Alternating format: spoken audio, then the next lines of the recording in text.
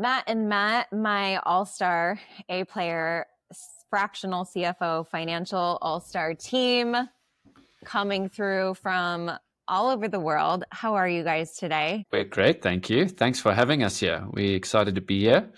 Um, yeah, I am sitting in my office, in my new office in Colorado, which has been a really exciting move for me. And Matt, where are you at the moment? Yeah, Andrea, thanks so much for having us today. I am currently on the road, traveling a bit. I'm typically in my office in Cape Town, but at the moment I'm up the coast in a small town called Durban.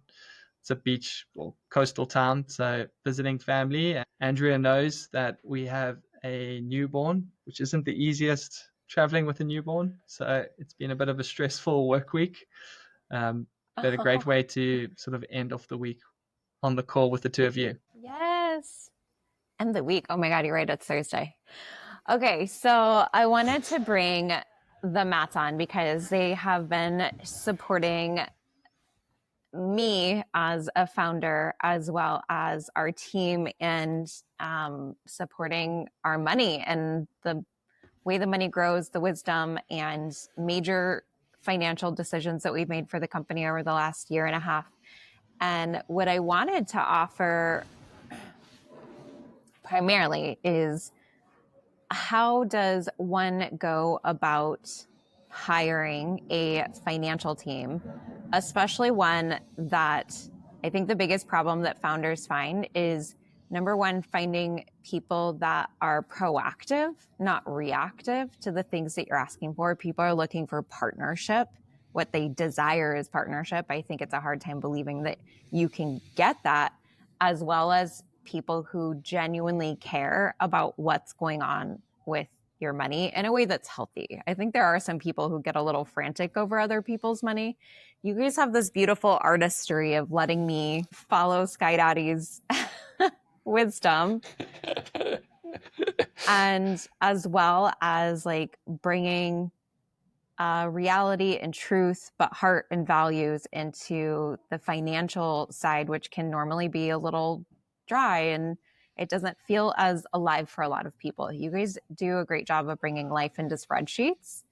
And I think that most people don't know what to ask, how to know, what are the red flags. Like, so let's just start with, what's the first thing that comes to your mind? You guys know your industry better than I do. Is it really hard to find a financial team with heart? I can kick us off. I think we come from a very traditional industry, an industry that is very black and white. And I think there's a positive element of that is where numbers are usually quite black and white. We want them to be clean. We want them to be accurate. We want them to, from a compliance perspective, to be correct.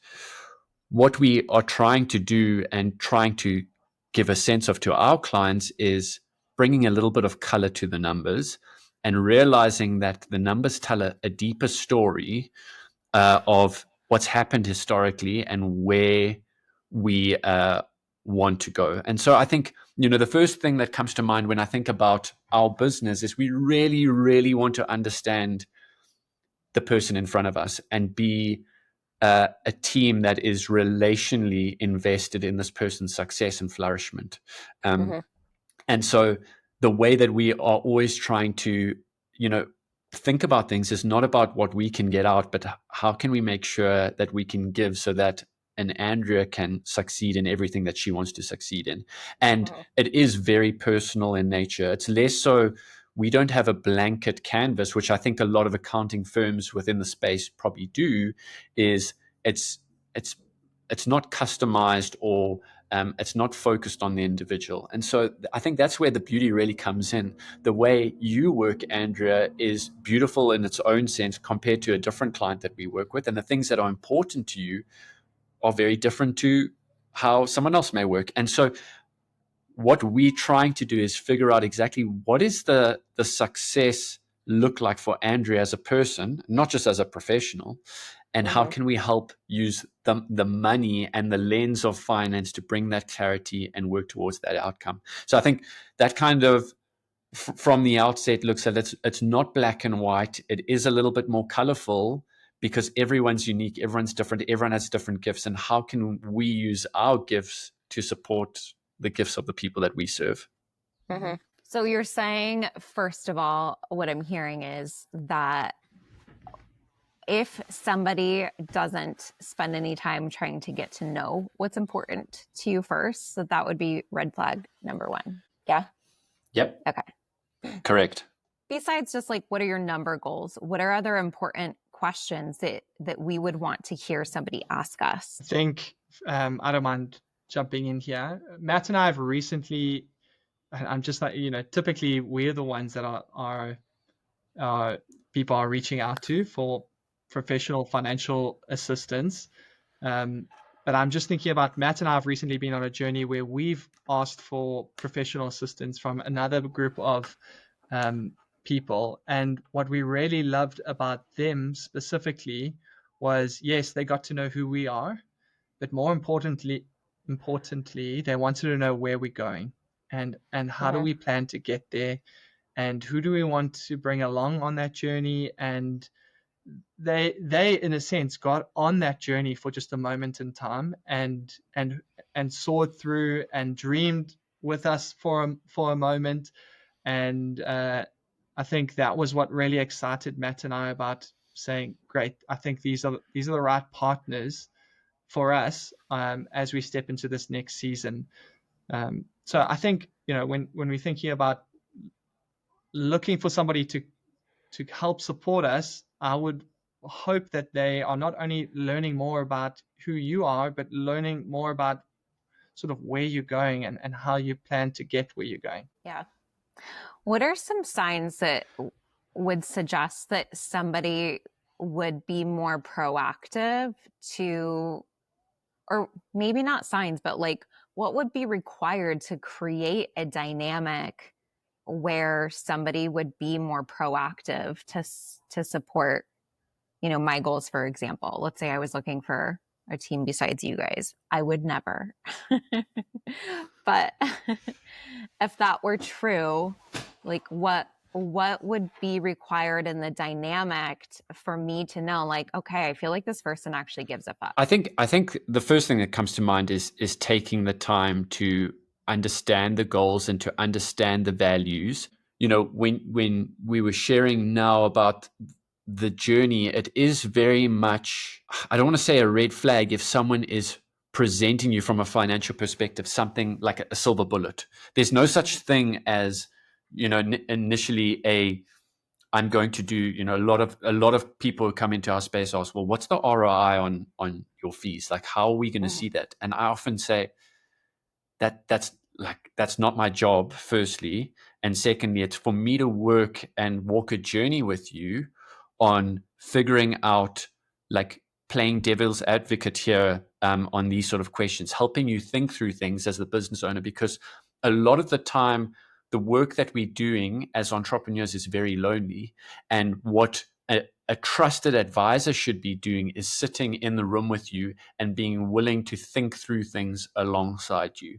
And so, the first sort of moment that comes to mind is if someone is promising something to you over a short period of time in the financial space, it's probably not a great fit. Like, what we're trying to do as financial advisors and people who really care about you is to walk a journey with you, and is to spend time figuring out, what do you value? How does that come into being? And so, a lot of the time that we are having our initial call, and so this is probably one of the differentials of sort of traditional finance versus hopefully what we're trying to create, a little bit of finance with heart, is this idea of understanding where you're wanting to go and aligning that to what your values are as a business, and most importantly, dreaming alongside you. Like, the dreaming element is big, especially for people who are entrepreneurs who have big picture. It's not, I often say, we're not here to slap you on the wrists and say, don't spend here, don't do that. It's, how do we get to this dream and yet still have the trust in our relationship to say, Andrew, you know what, like, this may not be a great decision right now. and the reason this is X, Y, and Z, and this is how it's going to impact the bigger picture. So always having that bigger picture view is something that's really important when you're trying to find a team, and they're willing to sit in that big picture with you before, moving forward. I would add to that, just to like emphasize what you said, not really add to it actually, is like you create more safety in your future when you have people around you who are willing to tell you no. And to add to your point of somebody offering you the silver bullet, if they're just like, yes, yes, yes, yes, yes, the whole way there because they're trying to get you into a yes, I would see that as a red flag with my own personal experience. Is this too much of this relationship that, I get the pleasure of having with you guys as fractional CFOs? I would anticipate that we would have more of a personal relationship. Is it unreasonable to expect that you would have someone who's a bookkeeper, an accountant, also desiring and wanting to have that relationship with you? I mean, that to some extent is what Matt and I are doing. We hope that we are more than just an accountant to the people we work with, like you. And I don't think it's unreasonable to expect that, because that's the cloth that Matt and I are cut from. And we desire more than anything to build relationships with the people we are working with. And I think that, just to jump back into the last question around proactiveness, I think proactiveness stems from a deep caring for the people you're working with. And Matt and I see the businesses and the entrepreneurs that we're working with as partners. We see ourselves as partners in those businesses, even though we may not actually hold physical stock in the business. But when the people we work with win, we win with them. And when they are struggling, we feel like we're struggling with them as well. And I think through that journey with them brings about a proactiveness, because we don't want to see anyone struggle. And so we are proactive in our advice, in our strategy, both in the tough times and in the good times, because in the good times we want to see more good times. And so how can we be proactive in providing that strategy? Okay, I love that. Because I think my initial experience with financial experts is like the people who would own the company would want a relationship with me because they want me to continue as a customer. But the person who's actually serving me, they're just like, here's your numbers, here's what I did. And then once I actually hired my first CFO, I started to see where like there was no heart, there was no diligence. It was just like, let me check this off of a list energy. And all of a sudden that shifted for me, where I was just like, it's now a requirement that if I can't have that level of a relationship with someone, then they're not right for where I'm going. 100%. And I will say it does vary to the extent of what the role of your financial team looks like. There is the beauty of how we've created our business is that we get to spend time with founders on a call, and it is very engaging. And I get to know you, Andrea, and your kids and your relationships and your friends, and I get to understand who's on your team, and we get to really journey alongside. Like, these are some of the struggles that your team are going through, and we like, those are the things that really excite Matt and I to the point of, oh, like, we know this person, we know them, and we want them to feel seen, heard, understood through this business. Like, how can we make their lives better? I don't think the expectation can be like that for everyone to that extent. Like, a bookkeeper's involvement is very much historical, but that doesn't change the fact that we can build human connection and relationships with people, even if your job is to provide clarity and accuracy in the numbers. We just have the beauty of looking forward and working very closely in our relationships with that person and walking that journey. So all that to say is I would want every person listening to find a financial team that is invested in their success and has a giving mentality as to like what they can bring through their expertise. It may not be as I don't want to say high touch, but as relational, based on which part of the service you are providing. I hear what you're saying, but then I look at my amazing CPA, Megan. And I'm like, I would normally speak to her like once a quarter, but she like gives a fuck too. So you guys do have the people that like, even if they don't have a consistent direct touch point on my business like you guys do, we talk to each other every week, but I'm just like, I don't know. I'm going to push back on you. I don't think that's totally true. And I would say that that's great that you're experiencing it in that way. I think maybe it is a good reflection on those small moments that you, even if you're not meeting regularly, those small moments that you do, it's making sure that that person has an interest in your success and isn't just ticking a box of providing you with something. And I would say from the founder's perspective that like our role in all of this is to find people who actually give a fuck about your vision. And I think that there are plenty of people.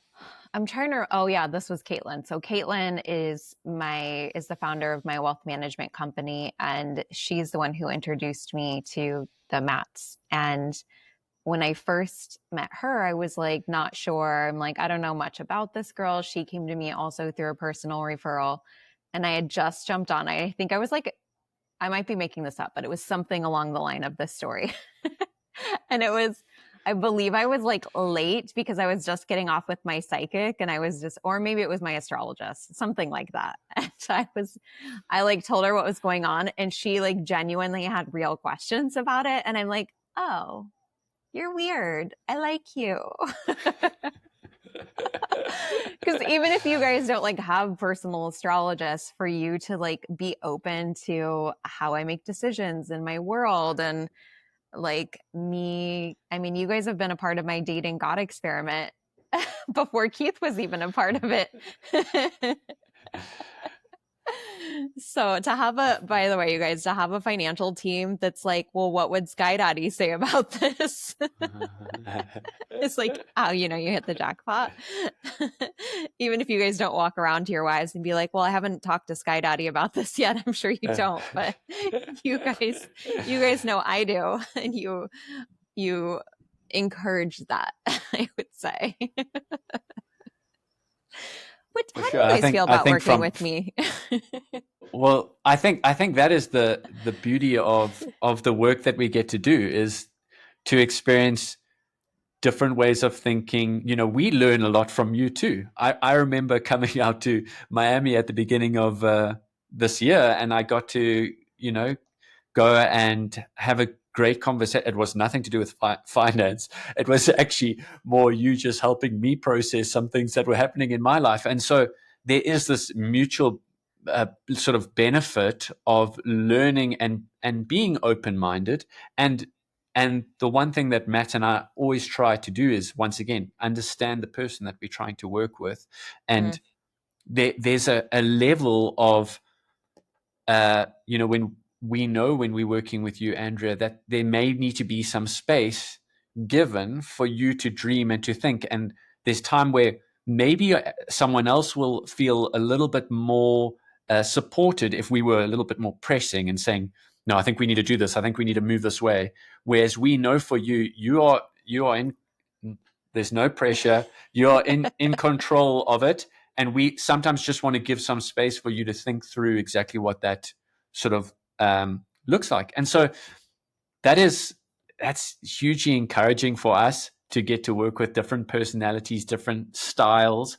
And what do we walk away with? A better understanding of who you are, a sort of understanding of your vision, and also how can we support you better based on the way that you like to work. Yeah, I think one of the first conversations I ever had with you guys was no bad news bears. We talk about find the evidence in which we're winning. Exactly. And I don't work with pressure. And if you I had a financial expert previously tell me, we need to make more money and this is how much we need to make next month. And I'm like, I don't fucking earn that way. That doesn't work for me. That doesn't work for me. And you guys invest in my business in a way that makes me truly feel like you guys mean what you say when you say like you're partnered with me, but you guys don't pressure me either when I am moving through like my intuitive nature of like how my business needs to go for me, for sure. Yeah, just riding on the back of that, Andrea, is that no entrepreneur and founder is the same. And that's what Matt and I love about doing the business that we do, is that we get to learn more from everyone and that we get to journey with different founders and understanding sort of where their minds are going and how they're growing their business. And so, we don't pretend to know the way you think all the time, at least. But it's exciting that we get to partner with you in trying to unpack that and helping you succeed in the vision that you are sort of casting out. What's been your funniest moment of working with me? Oh, you man, can say I it. have There's so no many secrets funny here. You can. moments. I know, Andrea, you've shared it with some of your community. I think I'm a very data-driven person, and so I love to share the data. And I know, Lorelai on your team loves the data as well. And so I remember sharing at one point that I was like, wow, you guys really do well around this time of the month. And I remember you saying, well, that's very much a woman thing in our business, and that's I won't go down any more of that now. But I just had a good laugh. I remember I didn't really even feel that embarrassed, because I feel like you're as much of a friend as you are someone that we work with. So it just really, it feels natural that we can even have those conversations. What Matt is trying to politely say is, I was like, well, that's when I'm ovulating. it's after my period. I also have a good memory of, like, you've done such a good job, Andrea, of getting people around you as your sort of trusted advisors. And I think it was Megan, it was Caitlin, it was the two of us that were sitting there. And then we were discussing, and you started speaking about how you are really dropping hints to Keith about getting married one day and like how he needs to propose. And we were all weighing in on it, and kind of like he eventually phoned and we were all talking to him about it. It was like, that was trusted advisors at a different level. Trusted advisors talking about the financial benefits of us legally marrying for tax benefits. Purpose. They're all like, we could not save to put a any lot pressure of on. money. No, Keith is so ride or die that he would do a legal marriage like right around tax time for this. It's just, I'm the one who's like, I don't want to steal the thunder of the emotional moment. So if I could just get us legally married through a website and I didn't have to go before, and maybe I can, maybe I just haven't even looked. And if I could do it legally through a website and I didn't have to actually like go before, what is it? Like you just go into a court or something like that. You go to the courthouse. And if I didn't have to do that part, then I would I don't know if I'm allowed to say this by law. I would marry the love of my life early for the tax write-off. I'm not marrying him for the tax benefits, but I would marry him early for the tax benefits. But I do love that all of you guys are like, well, what if? That's funny. We were actually talking about this yesterday, honestly. So we'll see what happens. I'm going to actually Google. What I've learned, guys, is that I think often about problems that I wish were solved that I realize I've never actually Googled to see if they're solvable. And I'm starting to get better at that. I'm like, wait, maybe I can get married through a website. I'm going to find out. I'll let you guys know today. We could have a major tax benefit on our hands happening.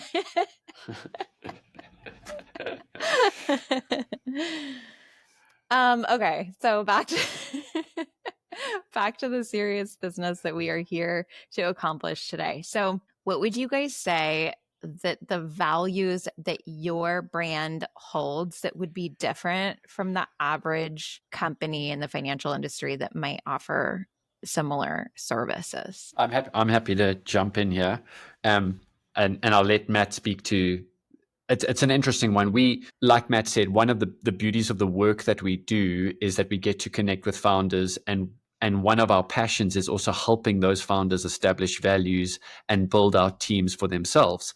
And so we did a significant process, and we often run what we call a culture values assessment as well for our clients, more for teams that are growing. But we did it for ourselves, and a lot of the values that have been instilled obviously always come from the leader. The leader is, we speak about the law of the lid. And so these values are quite aligned to both Matt and myself in different ways. The four values that we stand by are human connection is the first one. We have excellence, we have teamwork, and then our last value, which is very, very interesting in this sort of environment, is creativity. So those four elements are really important to us. We believe that the way that we do things is we work on a boutique nature. We, like I spoke about, we're trying to really get an understanding of the people we work with, and therefore it requires us to have excellence in everything that we do. We really need to understand the businesses. That's why we do not sort of look for a volume-based model. It's really like a depth model. I would say that teamwork is just something that we love. We just love being alongside people. Matt and I, like Matt shared earlier as well, when we work with partners and clients, it's the same internally. When we experience pain, it's half the pain, and when we experience joy, it's double the joy together. And so that element of teamwork and building cohesive teams, and we've been really privileged and blessed to lead some really great people on our team, who have great values, are very integrous in the way that they work, and are self-starters, which has been a huge blessing to us. And then the two that are probably a little counterintuitive in this world that we are in terms of finance is the human connection part. That is sort of fundamentally who Matt and I are, and really, that's where we get our joy. We're not, even though we deal with finance, we're not necessarily only finance. We're not finance driven. We're more driven by the emotional feeling of helping people and being connected to people. And so you'll see the way that we work is often very much focused on elements of human connection. Like, what we're trying to do is build magical human moments in the way that we serve people. And then on the flip side of that is the creativity, which, we don't want to be creative accountants because that's frowned upon, but we want to be creative in the way that we solve problems for clients, and in the way that we bring in these magical human moments. So, if one day you do become, or people on who are listening become Worttth clients, they're little moments of magic that we're always trying to put in, just to create a sense of maybe, just how special it is to be a part of people's journeys. I mean, you guys do a really good job of that. But the thing that comes to mind specifically was at the end of the year that you guys had reached out to my team, and I didn't know this, and had them send in little videos about like what it means to work on this, like, or with, towards this vision with me. And then you guys like surprised me during one of our meetings. And that was something like such a touch that you would never expect from your financial team, that they would lead something like that, especially because you guys aren't a part of like our normal team calls. Like, you and I and Lorelai meet, regularly, but you're not there for like the creative and like everything that everybody brings together on a regular basis. You guys would go crazy if you were in our team chat. You're welcome. But for you guys to be, kind of at an arm's length in terms of like how engaged you are in the day-to-day to do something like that was such a surprise and meaningful, and really a testament to the fact that you guys do lead yourselves with your values so intentionally. And I mean, you guys missed it. They're before we started recording, it was like, there's this thing that like people normally do on, I almost forgot the social media, LinkedIn. I'm like, I don't care about that social media platform. But they're like, but we want to do something different. We want to make people laugh. And I'm like, that's exactly what you guys do different. Because every time I hear, I'm actually doing a masterclass today. I'm about to record it on 7, what did I call it? Like 7 pieces of bad financial advice or something like that. And one of them is to not make decisions emotionally. And I'm just like, LOL. Like, we're emotional beings. Fucking impossible, And so, but learning how to make decisions with supportive emotions and how to bring emotions into a business in a way that does create magic is something that you guys are pretty exceptional about. Also, you guys, like the way when they say that they really partner with you, we were getting ready to launch Legends Live, and you guys were like, we're coming in as a sponsor. Like, nobody else actually came in last fucking second when we're like, maybe we should see if anybody wants to be a sponsor as like a cash sponsor, except for you guys. You guys are like, fuck it. If you're doing it, we're in. We believe in this fucking vision. And like, I don't know. Obviously, I can't promise that they would do that for everyone. I might be your special favorite client. I do like to be the favorite child. Tell me I'm the favorite. I won't post it anywhere, I swear. Oh, man. You're definitely one of our favorites. Thanks. Smart man. Definitely. Yeah. I know none of that was actually a question, but I just needed to express appreciation for the leadership that you guys bring into everything that you do, because it's exceptional and unusual. Thank you. Thanks, Sandra.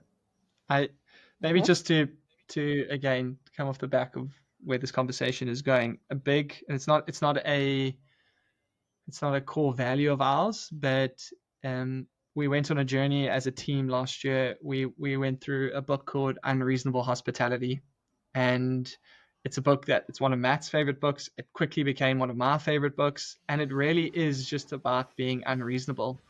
And it brings us a lot of joy and excitement when we do something that doesn't really make sense, and that when other professional service providers look at us and say, well, why did you go to the effort of reaching out to Andrea's entire team to find out if what was their favorite moment from last year? I can't really tell them why we did it other than to like connect with Andrea and bring excitement and joy to what we're doing. Like that's what makes Matt and I excited about getting up and going to work each day, is that we get to do things differently and we get to be a bit unreasonable in the way we do it. And I suppose as long as we're not worried too much about how people are going to interpret that or think about it, then long may it last. I didn't know that you guys had read that book, by the way. And I was about to message you guys this week and be like, I want to go on a gift sending spree for old clients and just like message them like random gifts, not like merch, not anything related to the business, but something that's like personally meaningful to them. And I'm like, oh, you guys don't often tell me no when I'm convicted, but I'm like, oh, we would have been on the same page. You guys probably would have had good advice to brainstorm here. So we'll talk about it on our next meeting. I think maybe something that's interesting, and I think maybe it's important to just frame that although we do have a lot of male clients, most of our clients are female. And there's something about that that's an interesting dynamic for us, which is, at least in my mind, a lot of the sort of masculine energy is very much about adoration and like results orientation. And when we look at more of the feminine, it's more pursual in nature, and like, how do we pursue people? And I believe that's the future of leadership, is like, how do we pursue people? And one of the things that Matt and I really value is this, the unreasonable nature of doing things, the intangible. And it's so often hard to convey that when we're talking tangible money all the time, but there's so much intangible value in the way that people lead their businesses. And so we are using the catalyst of the tangible to tell the story of what's happening in the business. But what we're really passionate about is seeing people like yourself and leaders of teams feeding into this intangible value, because ultimately, if you're looking, a lot of our background is in mergers and acquisitions. A lot of what's sitting as value in businesses is actually in the intangible. It's in the relationships, it's in the team, it's in the customer loyalty. And so there's a much bigger conversation here of, yes, we're getting to do this great work on like bringing clarity through numbers, but we also have this divine opportunity to kind of be alongside leaders who are forging their own leadership paths, and just being someone in the room with them and helping them think through, like, what does it mean for them to be transformed into better leaders and impact the world in different ways other than just be financially successful. I love this. I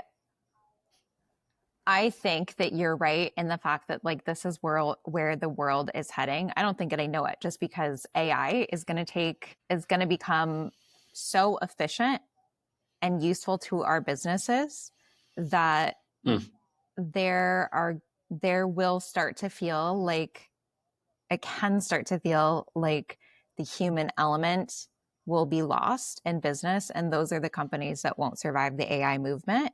And the people who are thinking about business in this way are the people who will fucking use AI how it was intended to be, as a building block, as leverage, as just energetic leverage to be more human with people. So I love that. You guys rock.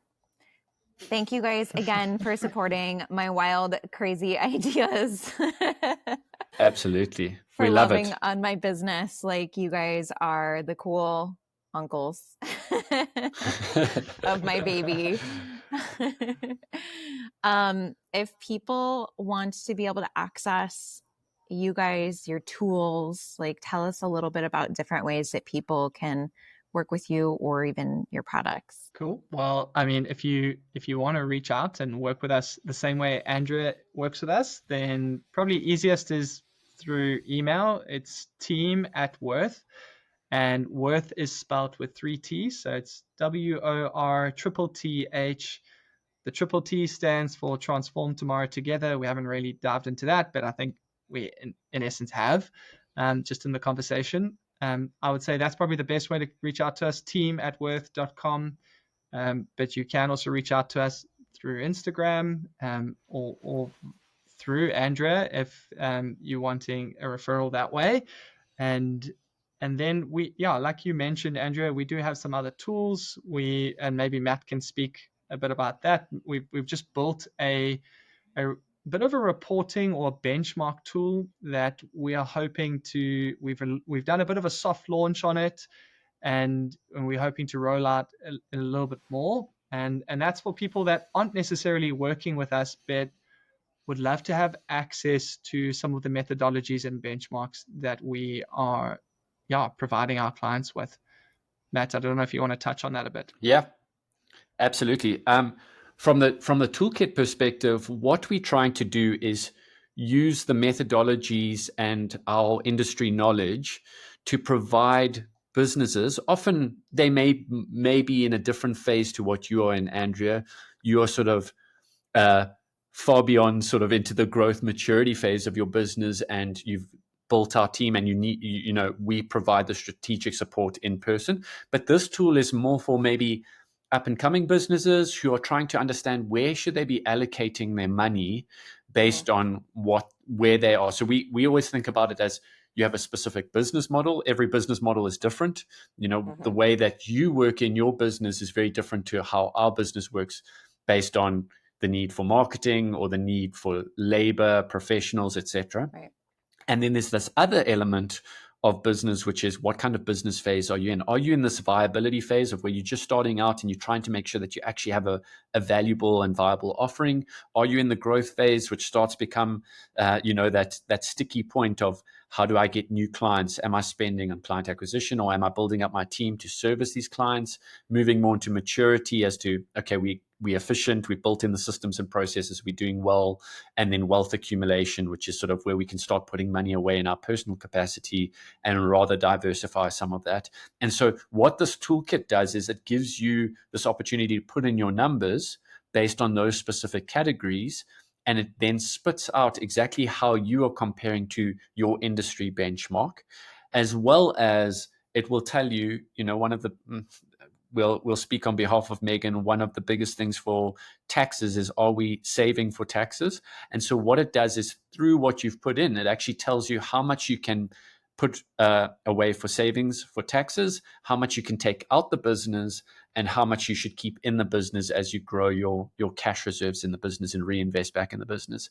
And so it's just a very simple, useful tool as it guides you on your financial journey and your clarity. So that is something that's really exciting for us.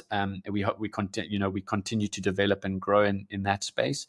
Other than that, the other big elements of our business, and this is maybe for some more formulated businesses, is if you're looking to do a valuation of your business, if you're thinking about exiting your business in the future, we can provide a valuation on behalf of you, which gives you a sense of, well, what is my value, the value of my business at this point of time? What can I expect to maybe get if I look to sell? And it's a quite a nice process we go through in trying to determine, are you exit ready? Like, what do you need to get in place before you do move towards that space? We also, as I mentioned during our conversation, do some culture values assessment. So if you're building a team and you're like, I really want to have an impactful, values-driven organization where we hire the right people, people know what the vision is and the mission that we're on together, that's a really good way to sort of decipher and determine what that looks like. And then just probably a reminder of, like, where are you in your business and what financial support do you need? Someone like you, Andrea, you have been in the business and doing good work and building our teams for a long time. And so the strategic support that Matt and I bring is usually for entrepreneurs who have already proven viability and are looking to grow, and they're building successful businesses, and then partnering with the likes of Caitlin on the personal wealth side. We completely understand that not everyone's at that stage, and sometimes that support isn't going to be helpful just yet. And so we have also partnered with another team that does primarily only bookkeeping, still trying to give the same feeling of being really cared for, but most of the time it's using our methodologies and training as a training ground for businesses that are looking to grow. So there is also that option. Obviously, we're not actively involved in that business. Our focus is bringing strategic insight and making sure that we walk a successful journey with the clients that we're working with. Okay. By the way, I did. There it is. That might. There it is. Keith is going to be like downstairs and be like, I have news. He's not going to let us come talk much. I'm telling you. Thanks, Andrea. Thanks for having us. It's been great to be together. Thanks, Andrea.